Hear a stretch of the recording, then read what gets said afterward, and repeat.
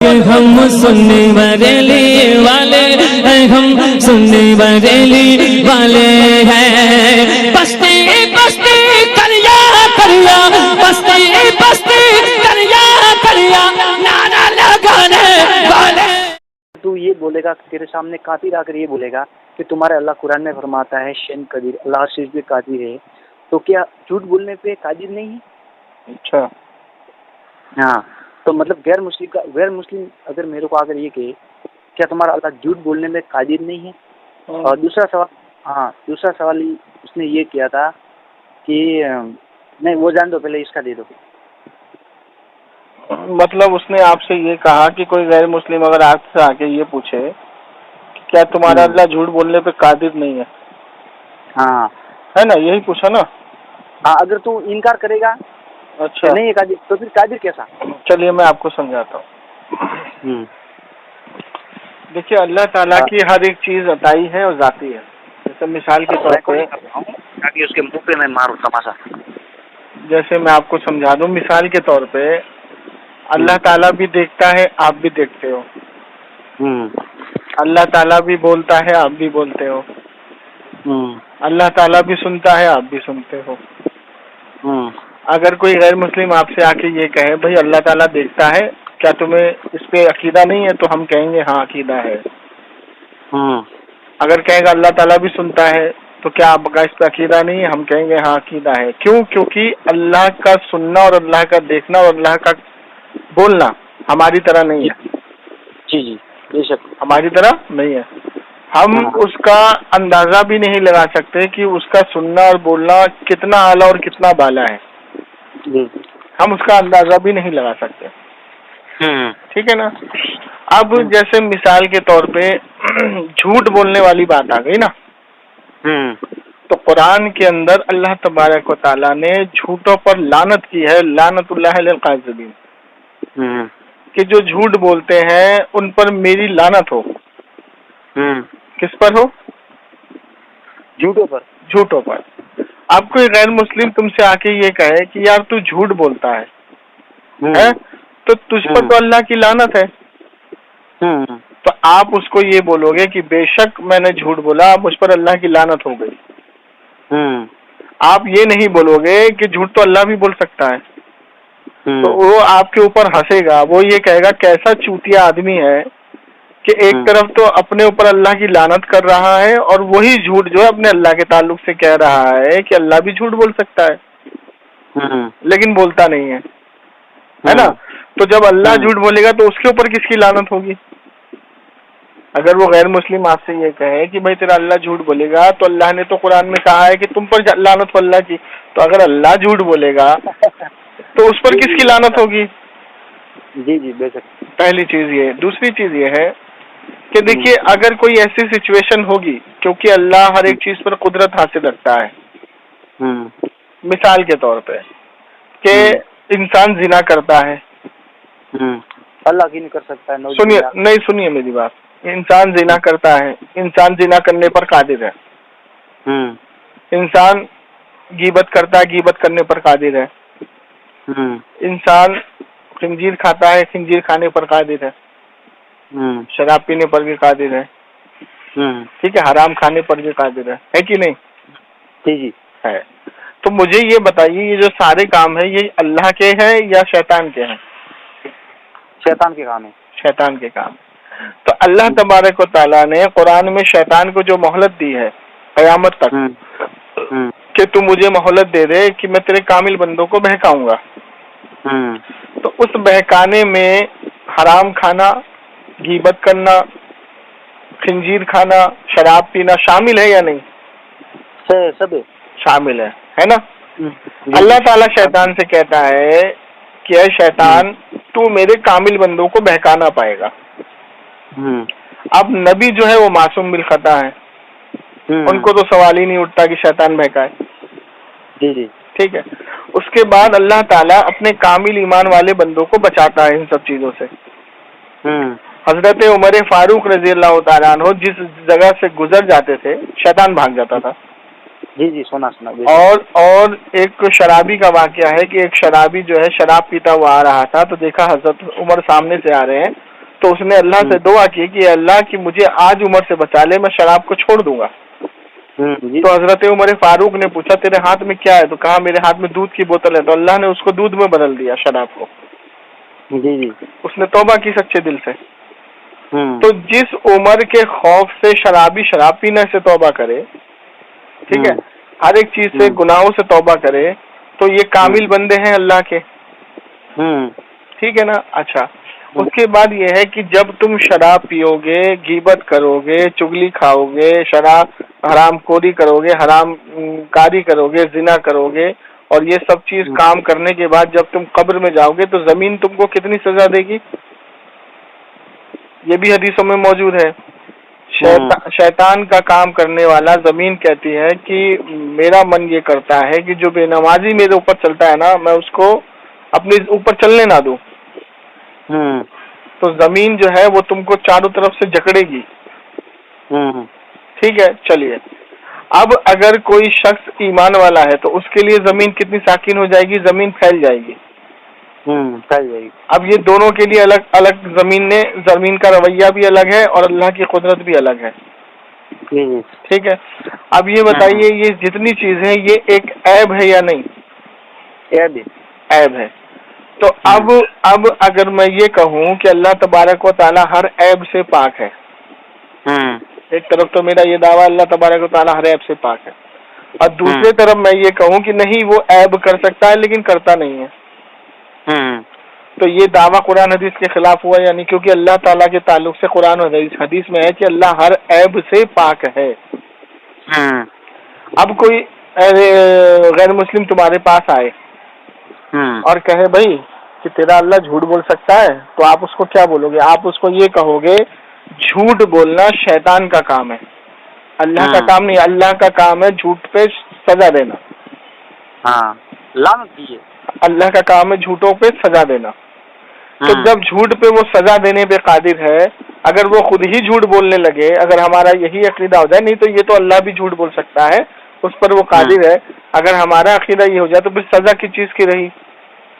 जी अच्छा, बहुत जबरदस्त। अब सुनिए, अगर अल्लाह ताला को झूठ बोलना पड़े, अगर ये अकीदा आपने बना लिया, तो अगर कोई ऐसी सिचुएशन आ गई तो अल्लाह ताला तो उसको खत्म ही कर देगा। वो तो कुदरत रखता है, उस चीज को खत्म ही कर देगा, फना ही कर देगा। वहां पर झूठ क्यों बोलेगा? उसको झूठ बोलने की नौबत क्यों आएगी? जी राइट, एकदम एग्जैक्ट, ठीक है। अच्छा, अब कोई ये कहे कि भाई झूठ बोले कि तेरे बाप ने तेरी माँ को गाली बकी। अब आप बेटे हो माँ के वफादार, ठीक है, तो आप बर्दाश्त कर लोगे कि चलो मेरे बाप ने दी, बर्दाश्त कर लोगे।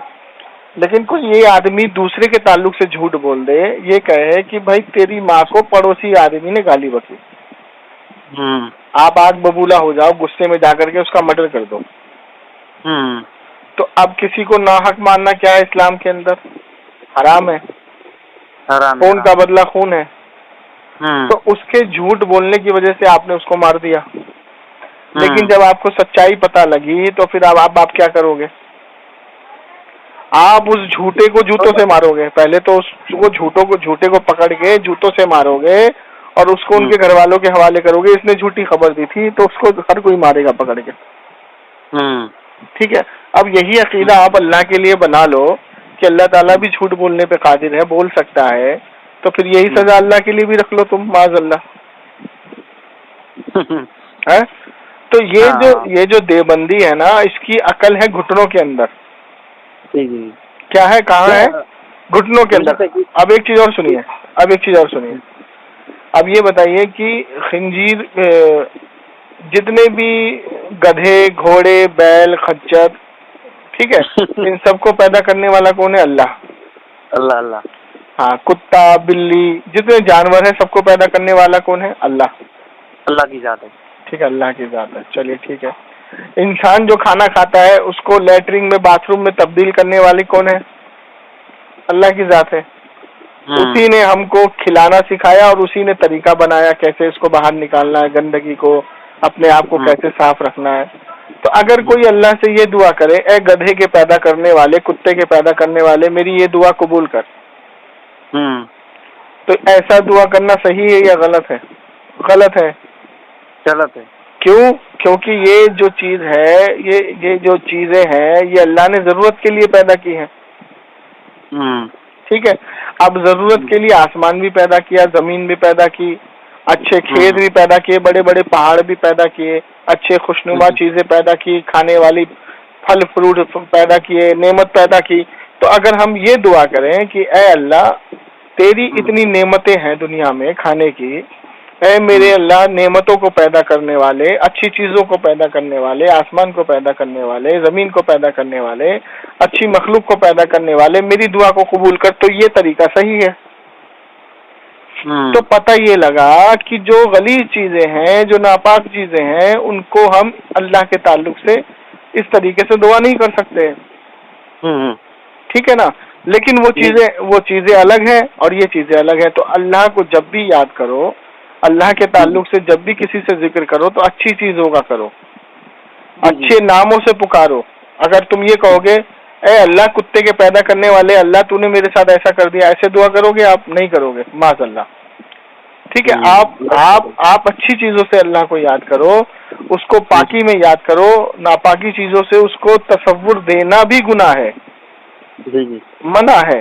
तो अब मुझे ये बताइए कि झूठ एक ऐब है और आप ऐब से अल्लाह को निस्बत दे रहे हो, और आपकी घुटने में अकल चली गई है क्या? हाँ। फिर उसने शमशेद भाई एक बार और बोली मेरे को कि अल्लाह झूठ बोलने पे तो कादिर, उन्होंने लिखा है कि बोल भी सकता है, नो भी, दोनों साइड बोले उन्होंने, तो कि बोलेगा नहीं। अरे भाई, मेरी बात नहीं समझे आप। तो फिर ये अगर झूठ बोलना है और बोलेगा नहीं, तो ये दो बातें हो गई। पहले तो आप अपना अकीदा दुरुस्त करो, बोल सकता है या बोलेगा नहीं, दो में से एक पर आओ। पहले बोलेगा नहीं। तो जब बोलेगा ही नहीं तो तुमने लिखा क्यों? जबरदस्त भाई, तुम्हारा अकीदा ये है कि अल्लाह झूठ बोलेगा ही नहीं। तो जब बोलेगा ही नहीं तो तुम किताब में लिख क्यों रहे हो कि अल्लाह झूठ बोलने पे कादिर है लेकिन बोलेगा नहीं? अबे तो दोनों बातें तो तुम खुद लिख रहे हो, अकीदा तुम खुद बना रहे हो। अबे जब बोलेगा ही नहीं तो तुम्हें लिखने की जरूरत क्या है?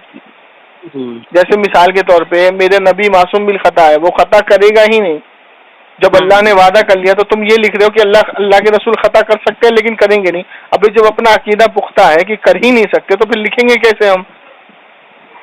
जी। तो यही अकीदा है कि अल्लाह जब बोल ही नहीं सकता, वो काम कर ही नहीं सकता, तो तुम लिख कैसे रहे हो? वो लिखने की जरूरत ही नहीं है फिर तुमको। वो बात को तुम्हें लिखने की छोड़ो, तसव्वुर भी लाने की जरूरत नहीं है। किसी के सामने तुम तसव्वुर ला रहे हो। अब कोई आदमी ये पढ़ ले अल्लाह झूठ बोल सकता है, अब तुम कुरान का हवाला दे रहे हो हुआ अला कुल्ली शैइन कदीर, कि अल्लाह हर एक चीज पर कादिर है। अबे कादिर का मतलब क्या होता है? कुदरत रखना, और कुदरत अच्छी चीजों पर रखी जाती है, कुदरत ऐब पे नहीं रखी जाती। तुम ऐब लगा रहे हो, साले जाहिल हो क्या तुम लोग यार?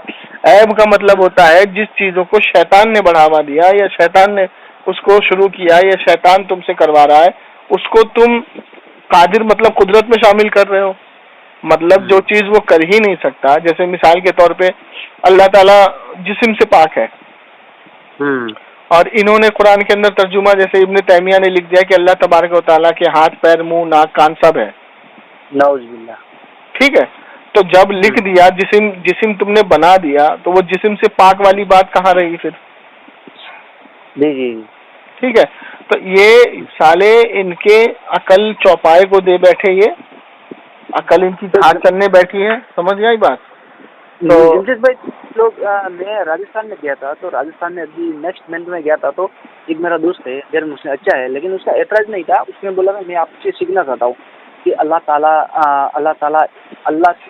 ताला जितना कोई पत्थर बना सकता है जो अल्लाह नहीं उठा सकता। नौजुबिल्लाह। मतलब अल्लाह रब्बुल इज्जत, जैसे कि हमारा एक मालिक है, उसने जो बोला तो इनकी लैंग्वेज में बोला कि हमारा मालिक है, क्या इतना पत्थर बना सकता है जो वो खुद नहीं उठा सकता है? पत्थर इतना बड़ा पत्थर बना सकता है जो खुद नहीं उठा सकता, इतना बड़ा पत्थर बना सकता है। पहली बात तो मैं आपको ये बताऊं कि ये सवाल ही गलत है, बिल्कुल गलत है। मैं समझाता हूँ आपको। एक मान लीजिए एक चश्मा बनाने वाला कारीगर है, तो वो चश्मे बनाता है। ठीक है। तो अगर कोई उससे ये पूछे कि भाई तू इतना बड़ा चश्मा बना सकता है जो तो खुद नहीं उठा सकता,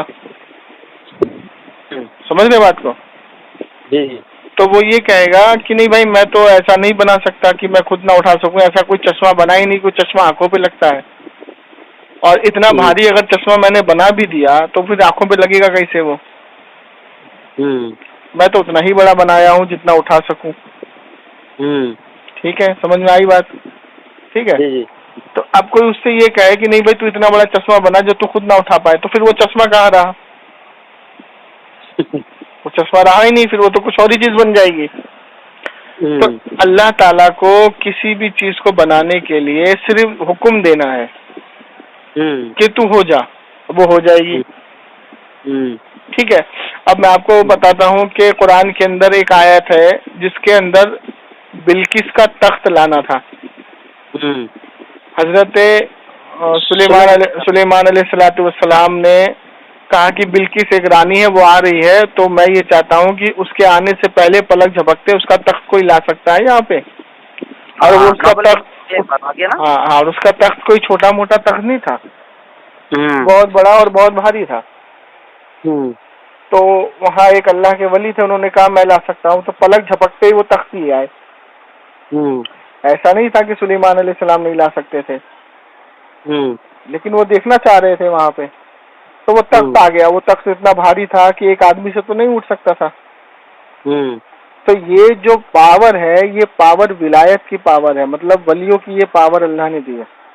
तो जब वलियों की ये पावर है तो वली को पावर देने वाले की पावर कितनी होगी भाई? बहुत आला दर्जे की। तो तख्त को लाने वाला तो वो, तख्त को लाने वाले तो वो बुजुर्ग थे, लेकिन पहुंचाया किसने? अल्लाह ने, पलक झपकते ही। तो अब ये पता ये लगा कि कुरान और हदीस में जो बातें लिखी अल्लाह के ताल्लुक से, कि अल्लाह को इतना बड़ा पत्थर बनाए या छोटा पत्थर बनाए, क्या पहाड़ किसी आदमी से उठ सकता है? नहीं उठ सकता है, पहाड़ किसी आदमी से नहीं उठ सकता है। लेकिन कयामत के दिन यही पहाड़ रेजा रेजा हो जाएगा जब अल्लाह ताला हुक्म देगा। तो वो तो हुक्म का मोहताज है। जैसे मैं आपको समझाता हूँ, एक रोबोट बनाया आपने, अब वो रोबोट इतना भारी है कि एक जगह पर बैठा हुआ है, लेकिन आपने उसको ऐसी उसके अंदर सिस्टम डाला कि आपकी वॉइस से वो चलेगा भी, रोएगा भी, हंसेगा भी, जो आप बोलोगे वो करेगा। तो आपको उसको उठाने की क्या जरूरत है? आपको तो उसको हुक्म देना है कि ए रोबोट तू चल, वो चलने लगेगा, ए रोबोट तू नाच, तू नाचने लगेगा, ए रोबोट तू उछल तो उछलने लगेगा। समझे नहीं समझे? हाँ मैं समझा, लेकिन जगजीत भाई मैं एक बात ऐड कर लेता। मैं इसको ये बोला था कि अल्लाह ताला हर चीज़ पे कुदरत रखता है।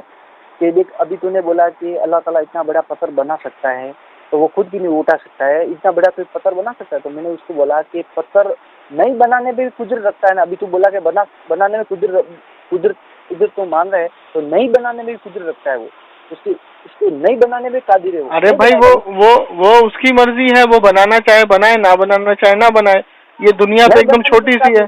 सुनिए मेरी बात। हाँ, वो मसला अलग है, ये एक छोटी सी दुनिया है।